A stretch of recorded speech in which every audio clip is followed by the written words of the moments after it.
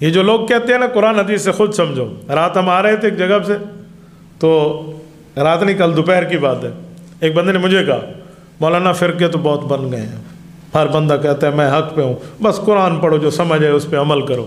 میں نے کہا جی بات تو آپ کی بظاہر ٹھیک ہے، ایک سوال میں کروں، ڈاکٹر تو بہت بن گئے ہیں، ہر بندہ ڈاکٹر کہتا ہے میری دوائی استعمال کرو، چھوڑو دوائیوں کو، ڈائریکٹ میڈیکل کی کتاب اٹھاؤ، جو سمجھ ہے وہ عمل کرو۔ کہ صاحب ہیک جیندہ نہ بچ سی، میں کہ پوترے ہیک کی صحیح عقیدے والا نہ بچ سی، چھکی رکھ کام کو۔ تو یہ جو لوگ کہتے ہیں نا کہ خود اس پہ عمل کرو، خود عمل کرو، تو معاذ کو حضور نے کیوں بھیجا ہے؟ اگر ہر بندے نے خود مسئلہ سمجھنا ہوتا۔ ایک دن ایک بندہ مجھے کہنے لگا آپ علماء دیوبند جو ہو نا، علماء احناف جو ہو، آپ لوگوں کو قرآن اور حدیث کے نام پہ اپنی باتیں بتاتے ہو۔ میں نے کہا بیٹا اللہ اس دن پر موت عطا فرما دے جب بندہ قرآن حدیث کو چھوڑ کے اپنی بات بتائے۔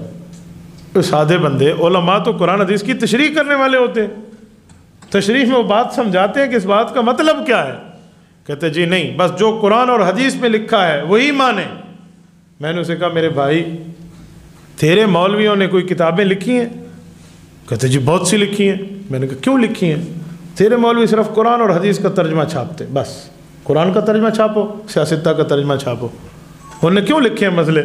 کہتے ہیں ہمیں سمجھانے کے لیے۔